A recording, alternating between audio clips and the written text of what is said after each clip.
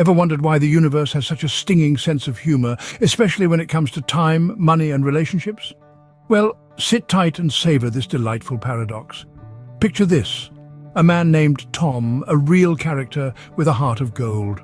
Tom, bless his soul, had more time on his hands than a clockmaker in a clock factory.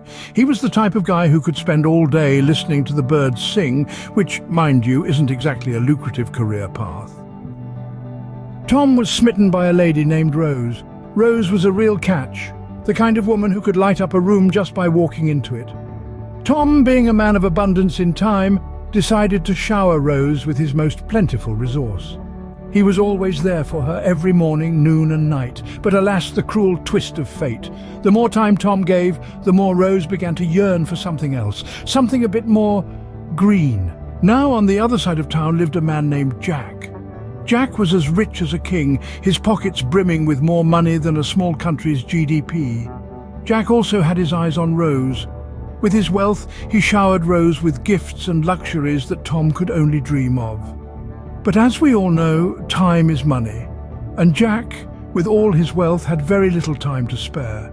Rose was caught in a conundrum. Tom, the man of time, lacked the money, and Jack, the man of money, lacked the time. It's like choosing between a cake with no icing or icing with no cake. Quite the pickle, isn't it? So, what's the moral of the story? It's a simple yet profound truth. Men with a surplus of time often lack money, and men with a surplus of money often lack time. It's a cosmic joke of sorts, a paradox that keeps the universe chuckling at our expense.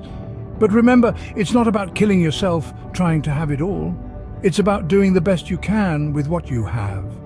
Whether you're a Tom with time or a Jack with money, it's about finding that balance. It's about understanding that time and money are resources to be managed, not masters to be served.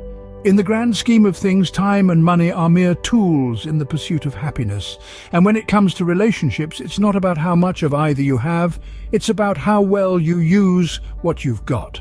So whether you're a time-rich Tom or a money-rich Jack, remember, do the best you can and leave the rest to the universe. After all, it's got quite the sense of humor,